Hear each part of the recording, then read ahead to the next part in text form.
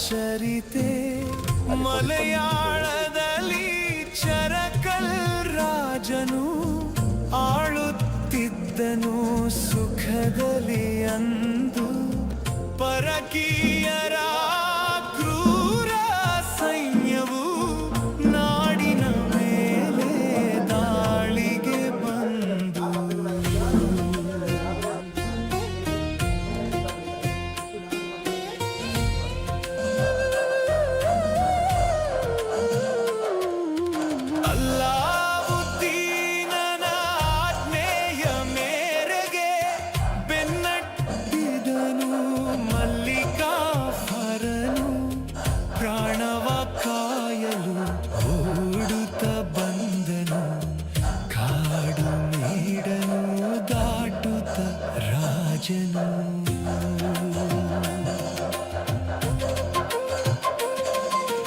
ಕಾಡಿನ ಹಾದಿಯ ಕಷ್ಟವ ಸವೆಸಿ ಬರಪೊಳೆ ಹೊಳೆಯ ಸನಿಹಕ್ಕೆ ಬಂದ ವೈರಿಗಳು ಬೆನ್ನ ಹಿಂದೆ ಸಾಗಲು ದಿಕ್ಕು ತೋಚದೆ ಕಂಗೆಟ್ಟು ನಿಂತ ಮರೆನಾಡಿನ ದೇವನೇ ಮೃತ್ಯುಂಜಯನೇ ಬಾಡಗರ ಕೇರಿಯಲಿ ನೆಲೆ ನಿಂತ ಈಶನೇ ಕಾಯೋ ಮುಕ್ಕಣ್ಣನೇ ಕರುಣಾ ಸಾಗರನೇ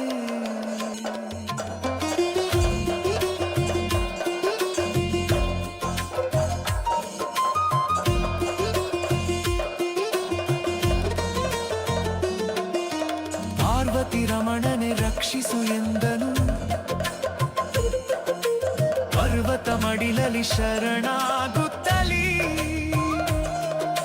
ಶಿವನ ಪವಾಡದ ಮಾಯೆಯ ನೋಡಿ ವೈರಿಗಳು ಸೋತರು ಕಾಡಿನಲಿ ಹುಡುಕಲು ಸಿಗದೆ ಮರಳಿ ಹೋದರು ದೇವನು ಕಾಯ್ದನು ರಾಜನ ಪ್ರಾಣ ಸುತ್ತಲೂ ಹೊಳೆಯ ಮಧ್ಯದ ನಾಡನು ಕಂಡು ಹರುಷದಲ್ಲಿ ತಣಿಯಿತು ಮನ ಮೃತ್ಯುವಿನ ಭಯವು ನೀಗಿದ ಜಾಗಕ್ಕೆ ಭಕ್ತಿ ಭಾವದಲ್ಲಿ ಹೆಸರನ್ನಿಟ್ಟ ಮರೆಯಾದ ನಾಡಿಗೆ ಮರೆನಾಡು ಎಂದೇ ಪವಿತ್ರ ಕ್ಷೇತ್ರದ ಕನಸನು ಕಂಡ ಭಯದೂರ ಕ್ಷೇತ್ರಕ್ಕೆ ಭಕ್ತಿಯಲ್ಲಿ ಹೋಗಿ ಶಿವಲಿಂಗವ ತನು ಮನದಲ್ಲಿ ತಂದ ಮರೆನಾಡ ನಡುವಲಿ ಮಂದಿರ ಕಟ್ಟಿ ಪರಶಿವಲಿಂಗವ ಸ್ಥಾಪನೆ ಮಾಡಿದ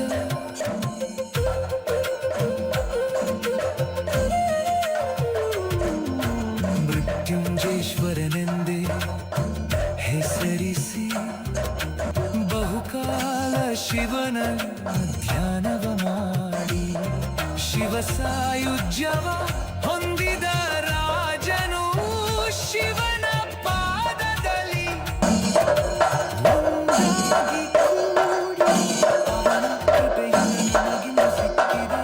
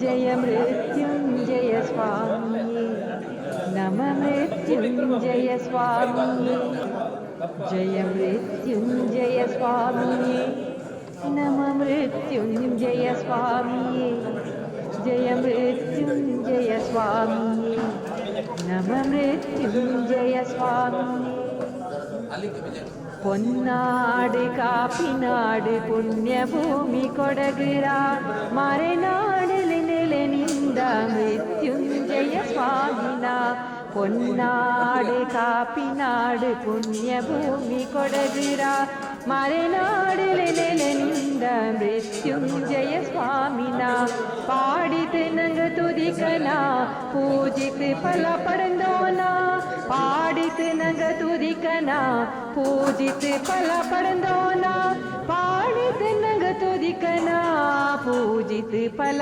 படந்தோனா जय मृत्युंजय स्वामिये नमः मृत्युंजय स्वामिये जय मृत्युंजय स्वामिये नमः मृत्युंजय स्वामिये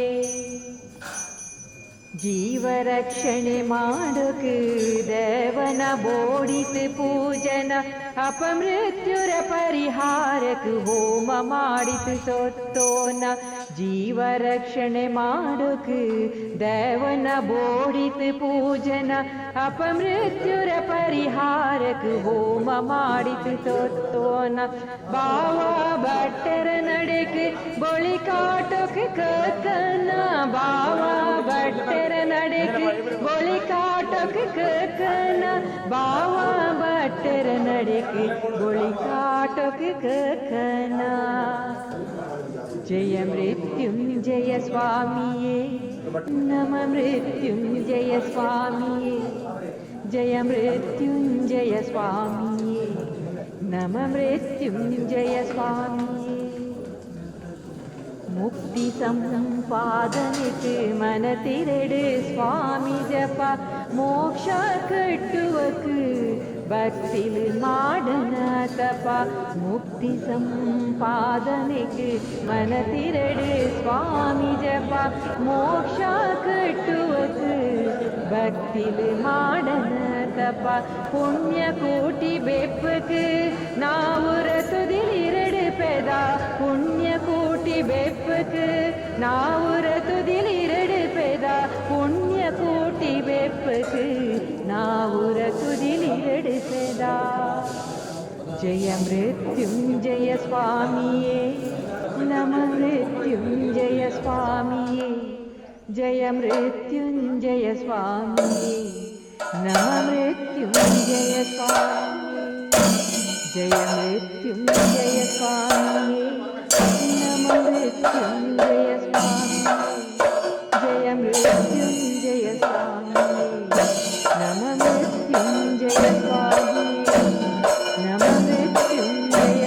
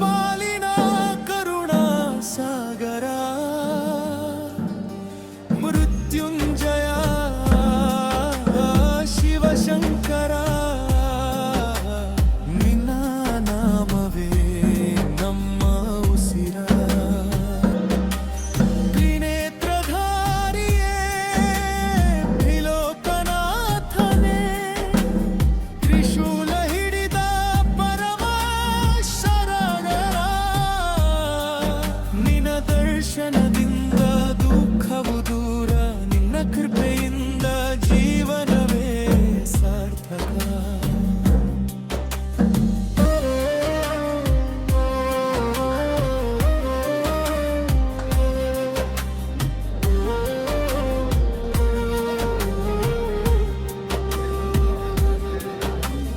ಕಾವೇರಿ ತಾಯಿಯ ಪವಿತ್ರ ನೆಲದಲ್ಲಿ ಕರುಣೆಯ ಜ್ಯೋತಿಯಾಗಿ ನೀ ಬೆಳಗುವೆ. ಭಕ್ತರ ಕಣ್ಣೀರಿಗೆ ಆಶಾರವಾಗಿ ಅಭಯದ ಹಸ್ತವ ನೀ ಚಾಚುವೆ. ಓಂ ನಮಃ ಶಿವಾಯ ಎನ್ನುವ ನಾದ ಆಲಯ ತುಂಬಿ ಮೊಳಗುವ ವೇದ.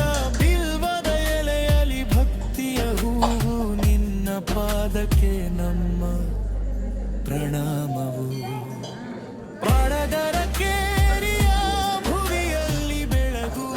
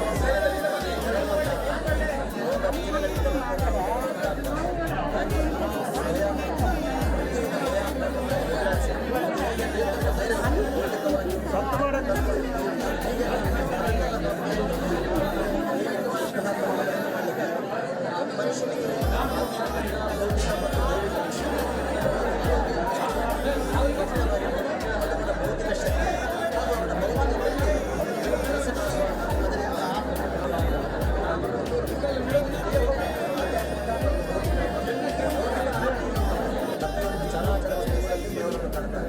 ಹಾಗೆ ಮುನಿ ಅಂತ ಹೇಳ್ತೇವೆ. ಮುನಿ ಒಂದು ನಿರ್ದಿಷ್ಟವಾದಂತಹ ಒಂದು ದೇವತೆಯನ್ನು ಇಟ್ಟುಕೊಂಡು ಯಾವುದೇ ಮೂರ್ತಿಯನ್ನು ಅಲ್ಲಿಯೇ ಹಾಗೆ ಬಿಟ್ಟರೆ ಅಥವಾ ನೀರಲ್ಲಿ ಬಿಟ್ಟರೆ ಅದು ಹೊಳಿತಾ ಇರ್ತದೆ. ಕಡೆ ಸ್ವಲ್ಪ ಹೊತ್ತಿಗೆ ಅಲ್ಲಿ ಅದನ್ನು ಭೂಮಿಯಲ್ಲಿ ಭಯ ಆಗಲಿಕ್ಕೆ ಹಾಗೆ ಅದನ್ನು ಹಕ್ಕಿಗಳು ಹಾಗೆ ಪಾಮರರು ಹೇಗೆಂದರೆ ಅವರು ಬಾಳಲು ಪಾಮರರು ಜಗದೊಳಗೆ ಅವರು ಯಾರು ದಾಸರು ಹೇಳಿದ್ದಾರೆ.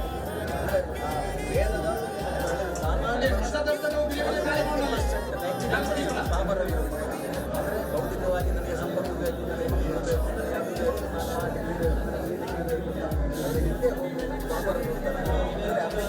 ದೇವರು ಬೇಕು ಒಂದು ಭೌತಿಕವಾದಂತಹ ಜೀವನ ಕೂಡ ನಾವೇ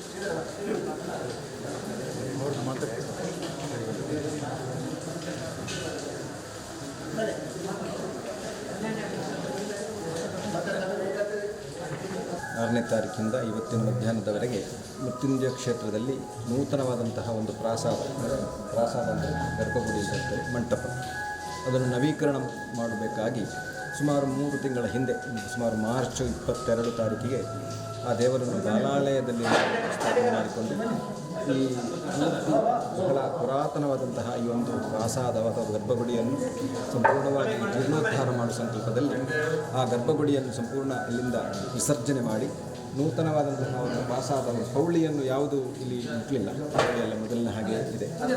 ಆ ಪ್ರಾಸಾದವನ್ನು ಸಂಪೂರ್ಣ ಶಿಲಾಮಯವಾಗಿ ಅದನ್ನು ನಿರ್ಮಾಣ ಮಾಡಿದ್ದಾರೆ. ಗ್ರಾಮಸ್ಥರು ಬಹಳ ಪುರಾತನವಾದಂಥ ಈ ಸಾನ್ನಿಧ್ಯಕ್ಕೆ ಬಹಳ ಶ್ರದ್ಧೆಯಿಂದ ಅವರು ಗ್ರಾಮಕ್ಕೆ ಸಂಬಂಧಪಟ್ಟವರೆಲ್ಲ ಅಲ್ಲಿ ತಮ್ಮ ಕೆಲಸವನ್ನು ಮಾಡಿದ್ದಾರೆ. ಈ ಕ್ಷೇತ್ರ ಬಹಳ ಪ್ರಸಿದ್ಧವಾಗಿದ್ದು ಯಾಕೆಂದರೆ ಮೃತ್ಯು ಭಯದಿಂದ ದೂರವಾಗಲಿಕ್ಕೆ ನಾವು ಮೃತ್ಯುಂಜಯ ಜಪ ಮಾಡಬೇಕು.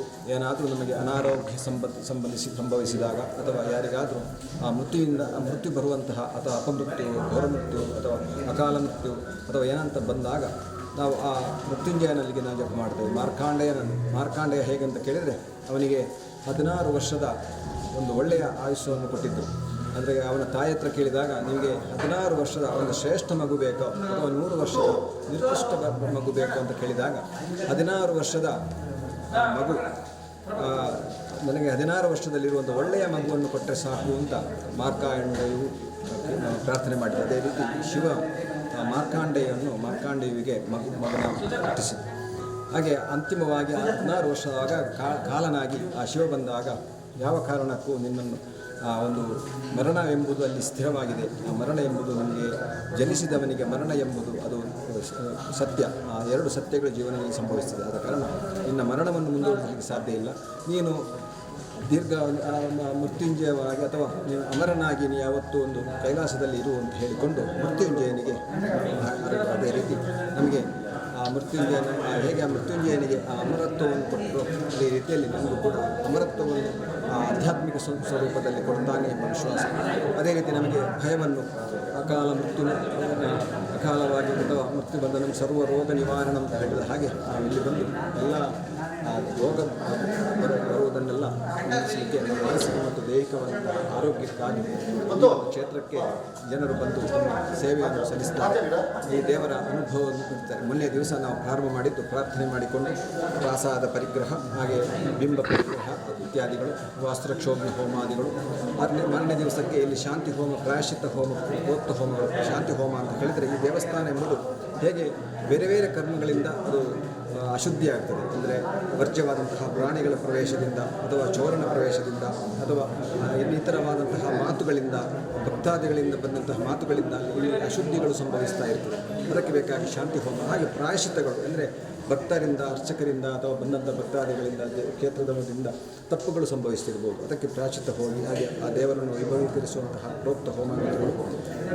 ನಿನ್ನೆಯ ದಿವಸ ಸಂಹಾರ ತತ್ವ ಹೋಮ ಅಂದರೆ ಆ ಜೀವಕಲೆಯನ್ನು ಸಂಹಾರಗೊಳಿಸಿ ಅದನ್ನು ಹೋಮಕ್ಕೆ ಸಂಯೋಜಿಸಿ, ಆ ಹೋಮವನ್ನು ಸಂಹಾರ ತತ್ವ ಕಲಶಕ್ಕೆ ಸಂಯೋಜಿಸಿ ಅದನ್ನು ಆ ಬಿಂಬದ ಚೈತನ್ಯವನ್ನು ಮತ್ತು ಬಿಂಬದ ಚೈತನ್ಯವನ್ನು ವಿಭಜಿಸಿ ಆ ಬಿಂಬ ಇರುವಂತಹ ಆ ಕಲಶವನ್ನು ಶೈಲಿಯಲ್ಲಿಟ್ಟು ಅಲ್ಲಿ ಧ್ಯಾನಾದಿವಾಸ ಮಾಡಿ, ನಿನ್ನೆಯ ದಿವಸ ರಾತ್ರಿ ಧ್ಯಾನಾದಿವಾಸ ಮಾಡಿ ಇವತ್ತಿನ ದಿವಸ ಆ ಬಿಂಬ ಮತ್ತು ಆ ಜೀವಕಲಶವನ್ನು ಅನುಸಂಧಾನಗೊಳಿಸುವುದೇ ಪ್ರತಿಷ್ಠೆ ಅಂತ ಹೇಳುತ್ತೇವೆ.